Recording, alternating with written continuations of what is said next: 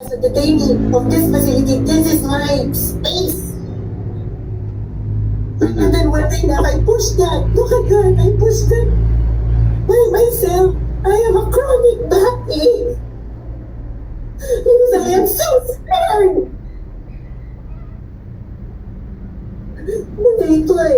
People have rights in this country.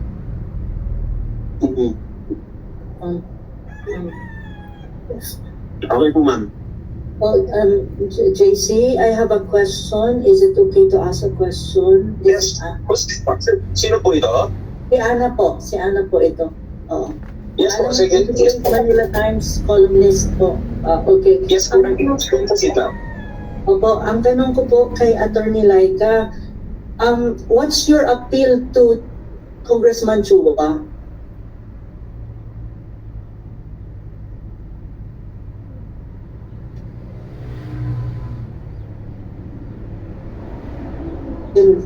Sa kanila yung mga utos nang gagaling eh. On the other hand po, another question din dito sa chat group is what legal remedies can be done po sa tingin ninyo? Kung mayroon pa, kasi given the situation, parang wala nang batas na illegal. Yun po yung tanong ko po, ma'am. Maraming salamat po. Salamat, JC. Ang sa akin lang, please respect my rights as a person, as a Filipino in this country. I am not an accused. I was given and served that order for detention here in HOR. Hindi ko na alam ano yung ways forward kasi parang wala nang batas sa bansang ito. Wala na. Kahit ano na lang pwede, paiba-iba. Tapos isi-serve nila sa'yo in the middle of the night. What is that? Is that even right? Wala na pong batas, ma'am. Wala na pong batas sa bansang ito. Opo, maraming salamat, Attorney Laika. Ma'am Hana? Opo. Ma'am Hana? I was just informed by the OVP Legal, nasa labas po sila ng HOR gate, pero ayaw din silang papasukin. Oh my. Sabi na PNP sa labas, I'm sure they're just going to break down that door. They're all outside, but I'm not leaving this room. I am not leaving this room. I have my rights. I am not leaving this room. Wow. So after you post back, attorney, they left the room, no? Tama ba? Did they appreciate that, that detail accurately? Because I think alam din naman nila na mali yung ginagawa nila. You don't serve people in the dead of the night. What is that? It served, di ba, official business hours. Because hindi naman po ako criminal eh. I am not a criminal. I am already here. In their facility, I have assured them already that I will attend their hearing on Monday. So why will they treat me like that? So that's why I said I want my lawyers. Definitely may discretion po ang House of Representatives to have her detained. The question is whether or not it is reasonable for them to incarcerate her at the Women's Correctional. So, uulitin ko po, i-move po sa utos ng Quadcom, andun ang PNP sa House ngayon para ilipat si Attorney Laika Lopez to the Women's Correctional. Uulitin ko, Women's Correctional. Kaya nga po mahalaga, in the past few days, pinag-usapan po natin si Alice Go at ang iba pang mga dinetain nila at nilagay sa places like the Pasay City Jail. They did this, the Senate did this to Commissioner Nicanor Faldon when they were making him to answer doon sa customs. Okay?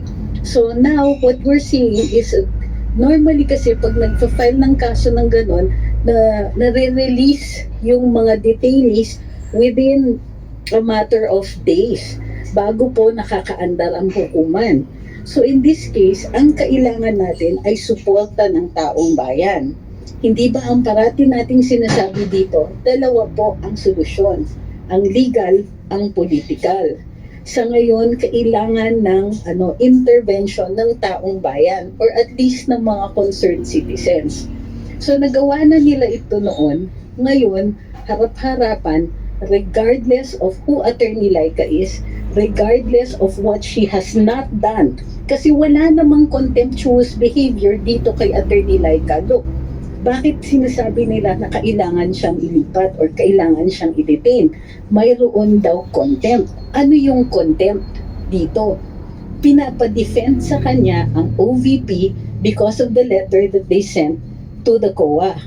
A letter which they were in their rights to send. But to be fair rin kay Attorney Laika, hindi naman siya yung nagsulat nun. Ang sabi ng mga kongresista, particularly, country is going to hell because we are led by a person who doesn't know how to be a president, Igas sa tagbete. ang ina yung lahat. Martin Romualdez, Lisa Marcos, Bongbong Marcos.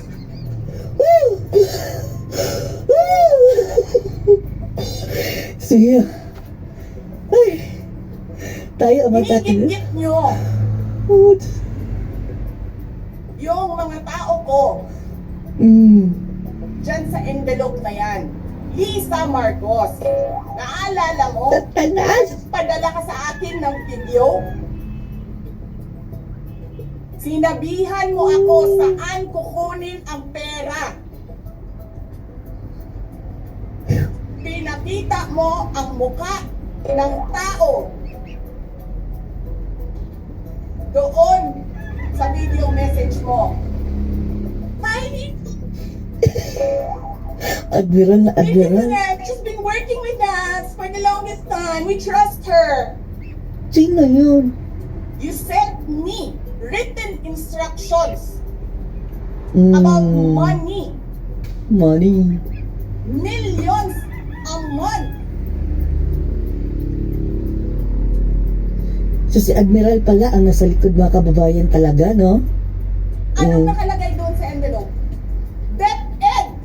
Oh. Anong ginawa ko? Binigay ko sa DepEd. Putak na mukha.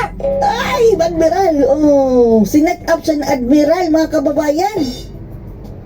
Wala ka kang posisyon sa gobyerno. Namimigay ka ng pera ng gobyerno eh.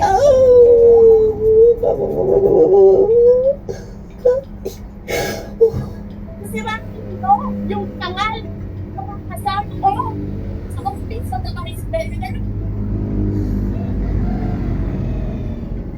Sasabihin niyo sa mga tao, nakaw yan, confidential funds yan. Niwala nga kayong isang proof na confidential funds yan. Naniwala lang kayo sa isang babae na ang pangalan ay Gloria Mercado na nagsabi confidential funds yan, na hindi nyo nga nilabas na wala pang confidential funds, meron ng white envelope. Kasi 2022 pa lang, ang kinamukha, Admiral! may utos na ng pera sa DepEd. Oh, si Admiral ang nasa likod daw mga kababayan.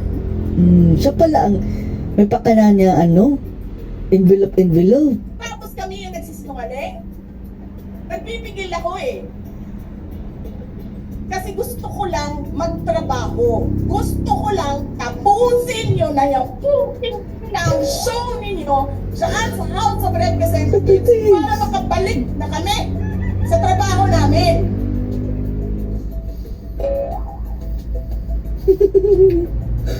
Tapos ganyan ang gagawin ninyo sa amin dahil hindi kami sumusunod sa inyo, dahil ayaw na namin tumulong sa inyo.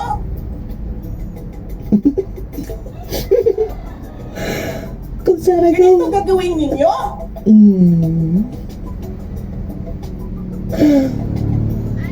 Di ba dapat sa demokrasya? Kung sana Ganito daw. gagawin ninyo.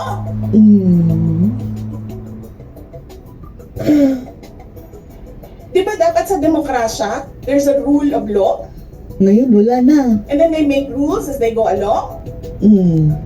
Kung ever pleases the speaker, get her out of the House of Representatives kasi hindi siya dapat nandiyan. Bakit? Pag-may-ari niyo ba itong compound na ito?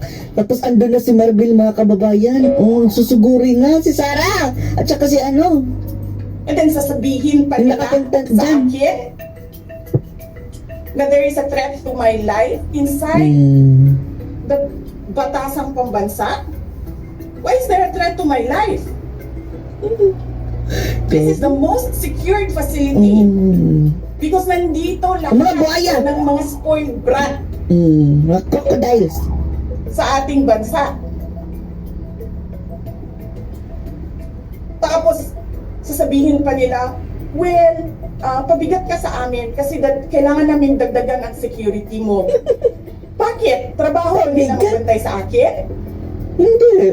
Eh di ba trabaho ng BPSPG yon? Na may I just say, Tinanggal. binabawasan nila ng binabawasan araw-araw. Araw-araw. Na as if this office is not the second highest office in this country, and only because umalis ako sa administration. Kailan ba nagsimula yung atake nila? Alalahanin nyo. Diba? After ako nag-resign sa DepEd, kailan ba nagsimula yung pambabastos nila? Last year. After that meeting with the Makabayan Black and Martin Romualdez.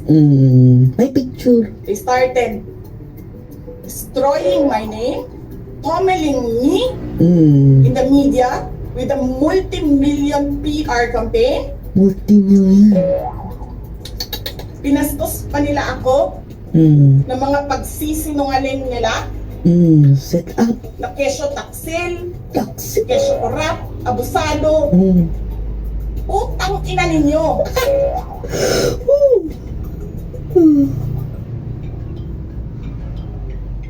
Sino ang korap? Ang mga Yung mga Nagnag. congressman na yan, Mga nag-iibig. kongresista, Ano mga sinasabi boy. nila? Pagkatapos, pag na-off na ang mic, pag wala ng media, pasensya na kayo ha. Trabaho lang, wala Kailangan kasi personalan. namin ng pera. Mag-i-eleksyon na kasi.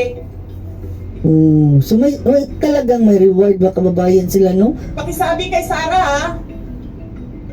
Hindi ko naman gusto tong ginagawa ko eh. Eh putang ina, hindi mo pala gusto ginagawa mo eh. Bakit mo sinisira pangalan ko? Joel Chua.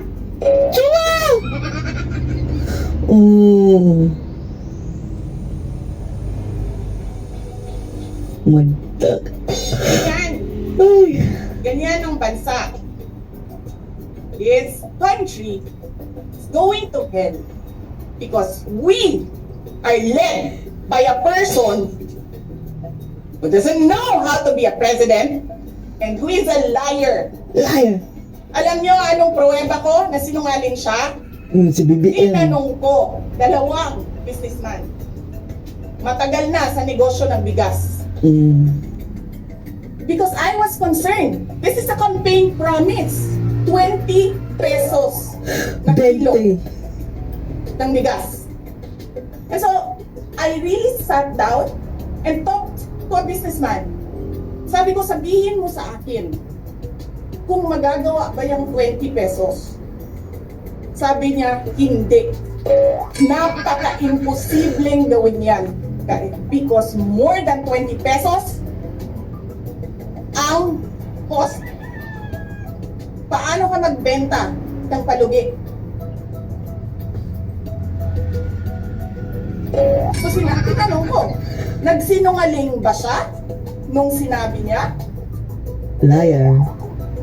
And then he said outright, yes. Yes. It's either he did not know what he was talking about, so incompetent, or he Incompetent. was lying through his teeth to get the votes of people.